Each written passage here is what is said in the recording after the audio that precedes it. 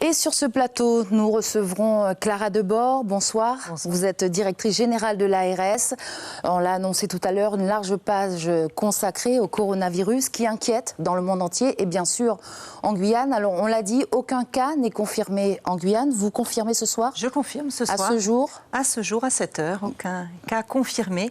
Alors que nous testons, nous testons régulièrement des patients qui pourraient ressembler à des patients atteints de coronavirus. Mais pour le moment, tous les tests reviennent négatifs. Alors, on a des voisins directs, le Brésil, le Suriname. Un cas aurait été confirmé à Oiapoque, donc la ville frontalière à Saint-Georges. Est-ce que vous confirmez, est-ce que vous avez des éléments complémentaires? Aucun cas pour le moment confirmé à Oiapoque, selon nos informations. Tous les cas confirmés sont signalés à l'Organisation mondiale de la santé.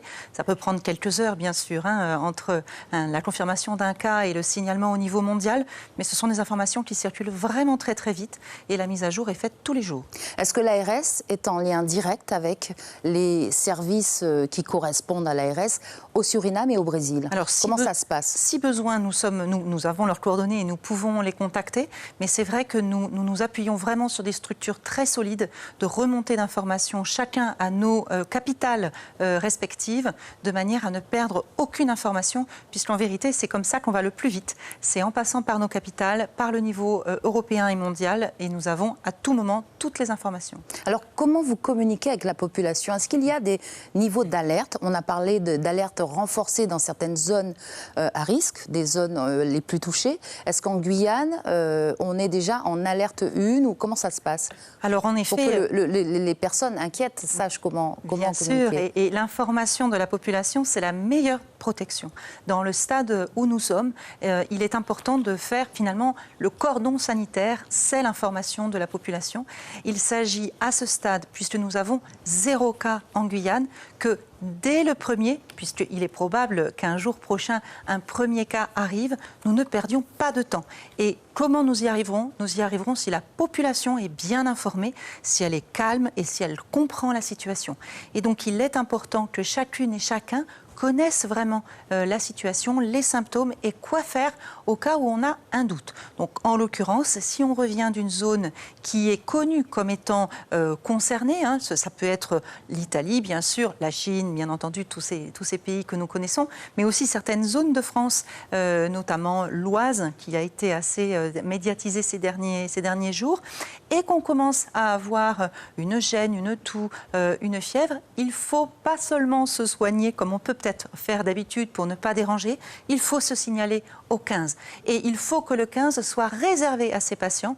Donc il est très important que si on n'a pas ces symptômes, si on ne revient pas d'une zone qui est concernée, on laisse le 15 tranquille. Il faut absolument que tout le monde soit très sérieux et très concerné pour maintenir les capacités du 15 et les capacités d'hospitalisation au strict nécessaire. Alors les autres partenaires de l'ARS, ce sont bien sûr les pharmaciens, ce sont les premiers à rencontrer les malades.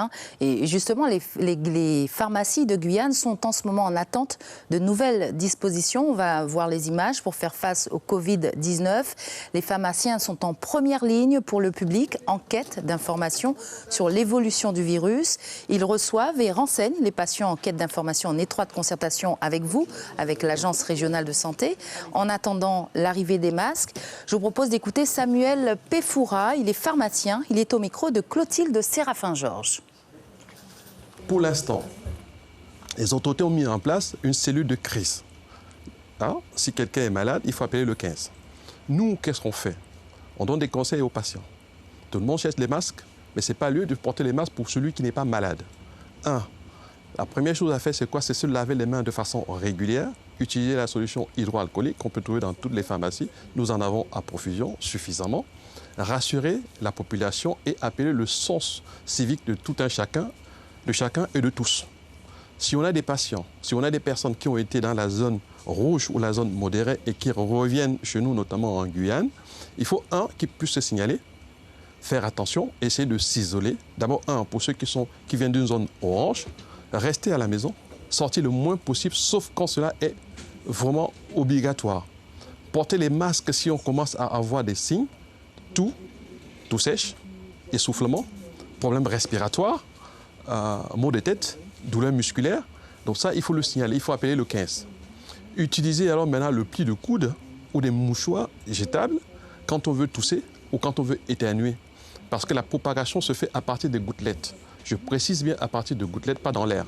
Les gouttelettes, ça veut dire qu'il y a au-delà d'une certaine distance, elle n'est plus transmissible. Voilà, alors qu'est-ce que vous répondez à ces pharmaciens qui sont en attente toujours des masques ?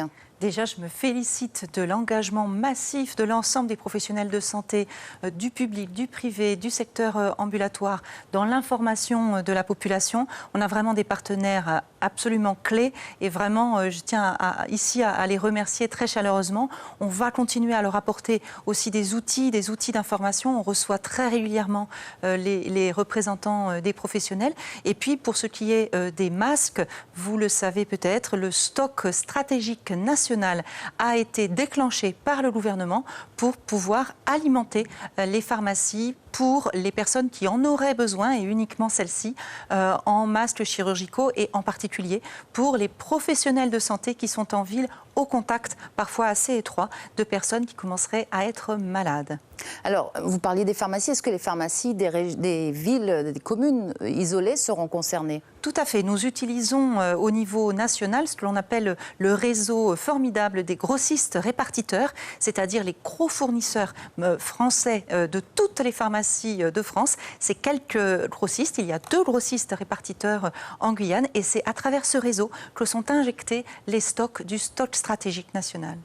Alors, est-ce que vous êtes en contact également avec le personnel soignant ? Est-ce que le personnel soignant a des consignes particulières quand un malade arrive? Est-ce qu'il est protégé? Comment ça se passe pour le personnel soignant qui doit être également très inquiet? Alors, pour le personnel soignant hospitalier, public et privé, cette responsabilité incombe aux directions des établissements, à l'ensemble des équipes opérationnelles d'hygiène, aux infectiologues, aux responsables du SAMU, des urgences, de la réanimation, de l'infectiologie, de la pédiatrie, de la gynécologie obstétrique. Je les avais tout à l'heure au téléphone pour m'assurer que toutes les mesures sont prises, les mesures de formation, d'information.